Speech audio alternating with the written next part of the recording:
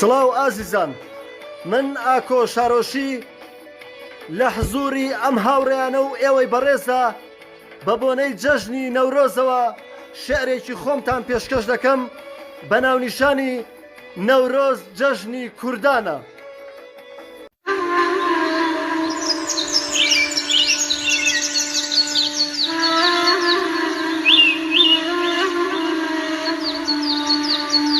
قەسیدە شێعری دیرۆکی نەورۆز.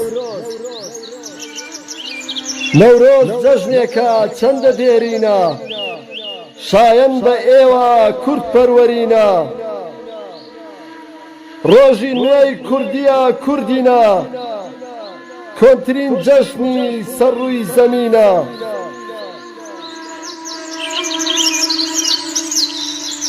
مانگی هەنگوینی بووکی شاهانە، خەندەی سەردەمی خونچەی باخانە. شامانگی بەگی وەرزی بەهارە، میهرەجانی گوڵی هەردوو کۆسارە. ماڵاوایی لە زستانی دژوارە، چنیاری فەرشی دەشت و چیا و هەوارە. لە پێش مێژوودا دەڵێن کەوناریان، قەولێکە بۆ نەورۆز لە سەرزاریان. هەموو نەورۆزێ گیانە پاکەکان، دەچنە دیداری گشت کە سوکاریان. هەڵدەکەن مەشخەڵانی ئاگریان، ڕادەخەن بە جوانی خوانی حەوسین. یەک ڕابەدەوریا کۆڕ دەبەستن، پێجەژن دەتەکێنن کەلوپەلیان. بە پاکژی دەڕازێنن نێوماڵیان. بە تاسەوە جلی نوێ دەپۆشن، شادی و خۆشی لەم بۆ نەدەنۆشن. سەمای دڵداران لە ڕیزی شاین، کەڵی بەرانان مانگی مەرزاین.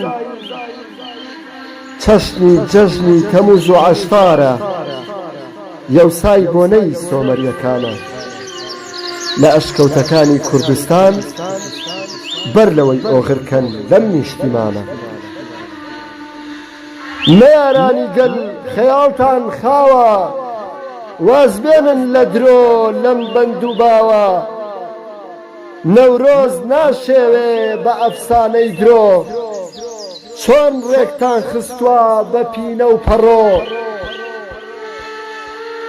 گوایە زوحاک دوا پاشای مادەکانە، گوایە زوحاک دوا پاشای مادەکانە.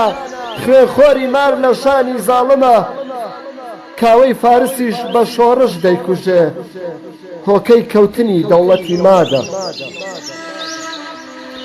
بە قەولی فیردەوسی کتێبی شانامە، پوچ و بێمانە ئەفسانەی بێبنەمە.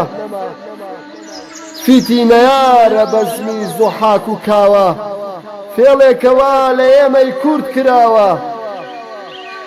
فیتینەیارە بەزمی زوحاک و کاوە، فێڵێکەوە لە ئێمەی کورد کراوە. تا خۆشی فەخری مادەکان نەچێژین، تا نەورۆز بە کەلتور بۆ مێژوو نەبێژین. تا خۆشی فەخری مادەکان نەچێژین، تا نەورۆز بە کەلتور بۆ مێژوو نەبێژین.